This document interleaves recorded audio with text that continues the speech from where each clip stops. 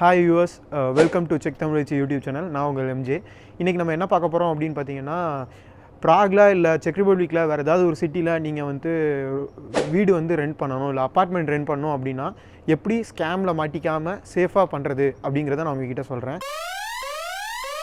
அதுக்கு முன்னாடி இந்த வீடியோ வந்து அப்பார்ட்மெண்ட் ரெண்ட் பண்ணுறதுக்கு சம்மந்தமான வீடியோ கிடையாது. இது ஒரு ஸ்கேம் அலர்ட் வீடியோ.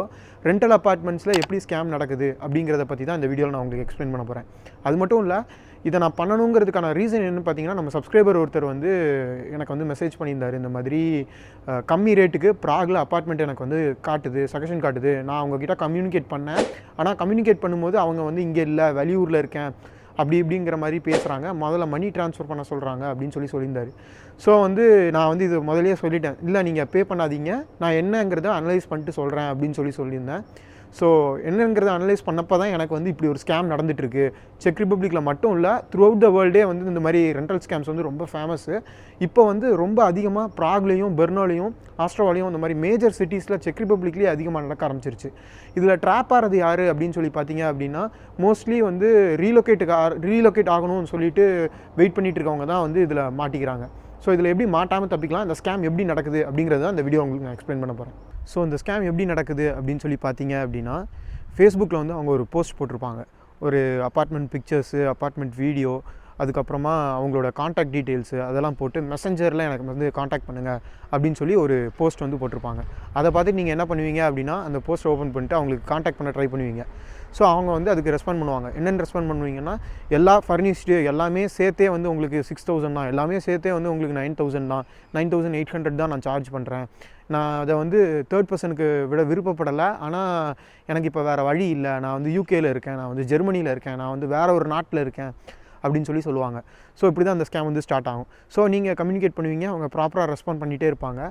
அதுக்கப்புறம் என்ன சொல்லுவாங்கன்னு பார்த்தீங்க அப்படின்னா, சரி நான் இப்போது உங்களை பார்க்குறதுக்காக நான் ப்ராக் வரேன், இல்லைனா இருக்கிற சிட்டி, அந்த அப்பார்ட்மெண்ட் எந்த சிட்டியில் இருக்கோ அந்த சிட்டிக்கு நான் ட்ராவல் பண்ணி வரணும். ஸோ நீங்கள் கண்டிப்பாக அப்பார்ட்மெண்ட் ரெண்ட் பண்ணுவீங்க அப்படின்னா மட்டும் சொல்லுங்கள், உங்களுக்கு அந்த ஃபோட்டோவில் வீடியோவில் அப்பார்ட்மெண்ட் பிடிச்சிருந்ததுன்னா மட்டும் சொல்லுங்கள், நான் கிளம்பி வரேன் அப்படின்னு முதல்ல சொல்லுவாங்க.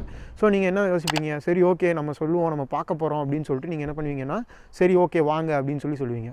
சொன்னதுக்கப்புறமா அவங்க திரும்ப ரிப்ளை பண்ணுவாங்க. ஸோ செக்யூரிட்டியாக எனக்கு வந்து ஒரு $200 வந்து போடுங்க, இல்லை €200 வந்து பே பண்ணுங்கள், அப்போ தான் வந்து நீங்கள் வருவீங்க, பயந்து நீங்கள் பே பண்ணியிருக்கோம் நம்ம போகணுன்னு சொல்லிட்டு வருவீங்க அப்படின்னு சொல்லி நம்மளை நம்ப வைக்கிற மாதிரியே பேசுவாங்க. நீங்கள் அந்த அமௌண்ட்டை போட்டுட்டீங்க அப்படின்னா அதோட அந்த ஸ்கேம் முடிஞ்சு. அவங்க அதுக்கப்புறம் அந்த அக்கௌண்ட்டை பிளாக் பண்ணிடுவாங்க, அந்த போஸ்ட்டை தூக்கிடுவாங்க, நீங்கள் திரும்ப கம்யூனிகேட் பண்ணவே முடியாது.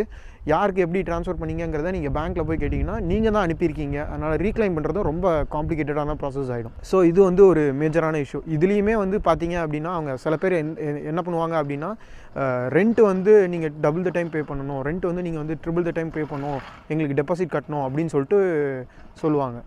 ஸோ நீங்கள் இல்லை நான் ரெண்ட் ரெடியூஸ் பண்ணுங்கள் அப்படின்னா, அப்போ 50% ஆஃப் த இதை வந்து டெபாசிட் வந்து இப்போவே பே பண்ணுங்கள், அப்போ தான் வந்து நான் வந்து உங்களை பார்க்குறதுக்கே வருவேன் அப்படின்னு சொல்லுவாங்க. ஸோ இந்த மாதிரிலாம் சொன்னாங்க அப்படின்னா, நீங்கள் தயவு செஞ்சு அமௌண்ட் முதல்ல பே பண்ணாதீங்க.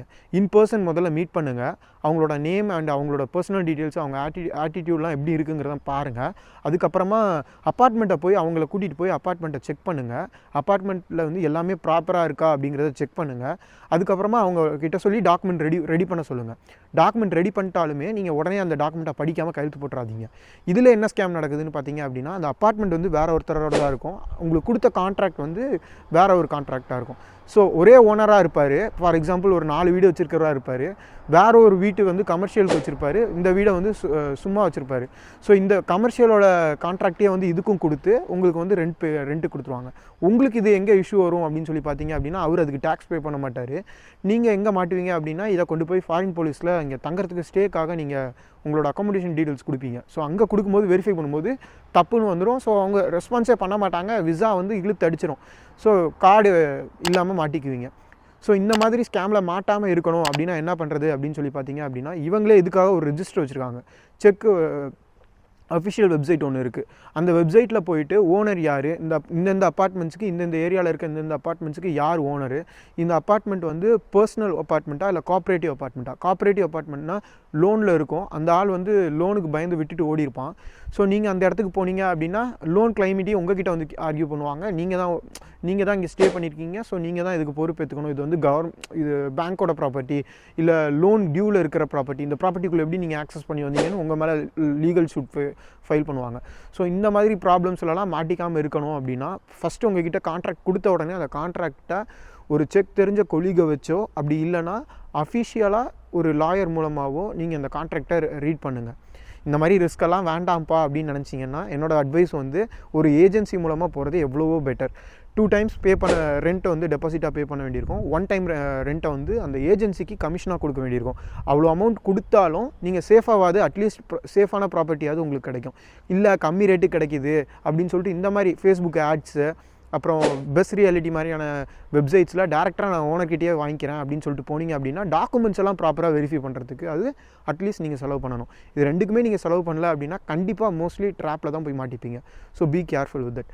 இந்த மாதிரி ஸ்கேம்ஸில் மாட்டிக்காமல் எப்படி தப்பிக்கிறது அப்படின்னு சொல்லி பார்த்தீங்கன்னா நம்புங்க, ஆனால் வெரிஃபை பண்ணுங்கள். எப்படி வெரிஃபை பண்ணுறது அப்படின்னா செக் ரிப்பப்ளிக்கில் CZUK அப்படின்னு சொல்லிட்டு ஒரு ரெஜிஸ்ட்ரி வெப்சைட் இருக்குது. அந்த வெப்சைட்டில் போனீங்க அப்படின்னா இந்தந்த ரியல் எஸ்டேட் ப்ராப்பர்ட்டிஸ்க்கு இந்தந்த அப்பார்ட்மெண்ட்ஸ்க்கு யார் ஓனர், யார் வந்து லேண்ட்லார்ட்ஸ் அப்படிங்கிற டீட்டெயில்ஸை வந்து நீங்கள் அந்த ரெஜிஸ்ட்ரியில் போய் செக் பண்ணிக்கலாம். ஸோ அந்த ஓனரோட நேமும் இவங்களோட நேமும் மேட்ச் ஆச்சு அப்படின்னா நீங்கள் வந்து கவலைப்படாமல் ஓகே அப்படின்னு சொல்லலாம். மோஸ்ட் ஆஃப் ஆல் 99% பார்த்தீங்க அப்படின்னா இந்த மாதிரி விஷயம் வந்து நான் வெளிநாட்டில் இருக்கேன், பணத்தை போடுங்க அப்போ தான் நான் வருவேன் அப்படின்னு சொல்கிற எல்லாமே 99% வந்து ஸ்கேமாக தான் இருக்கும். ஸோ ரொம்ப கேர்ஃபுல்லாக இருங்க. எப்படி வெரிஃபை பண்ணணும் அப்படிங்கிற டீட்டெயில்ஸை நான் இப்போ உங்களுக்கு எக்ஸ்பிளைன் பண்ணிட்டேன். ஸோ உங்களுக்கு இது புரியலை, இன்னும் தெளிவாக சொல்லணும் அப்படின்னு நினச்சிங்க அப்படின்னா கீழே கமெண்ட் செக்ஷனில் சொல்லுங்கள். சின்னதாக ஒரு ஷார்ட்ஸாவோ இல்லை டீட்டெயில் டிஸ்கிரிப்ஷனாக ஒரு கம்யூனிட்டி போஸ்ட்டாக நான் இதை உங்களுக்கு ஷேர் பண்ணுறேன். ஸோ அந்த வீடியோ உங்களுக்கு ரொம்ப பிடிச்சிருக்கும்னு நான் நம்புகிறேன், ரொம்ப யூஸ்ஃபுல்லாக இருக்கும்னு நான் நம்புகிறேன். ஸோ இந்த மாதிரி நிறைய இன்ஃபர்மேட்டிவான யூஸ்ஃபுல்லான வீடியோஸ் வேணும் அப்படின்னா மறக்காமல் செக் தமிழச்சிக்கு சப்ஸ்கிரைப் பண்ணிடுங்க. இந்த வீடியோ பிடிச்சிருந்ததுன்னா லைக் பண்ணுங்கள், கமெண்ட் பண்ணுங்கள், ஷேர் பண்ணுங்கள். See you in the next video. Until then, ciao.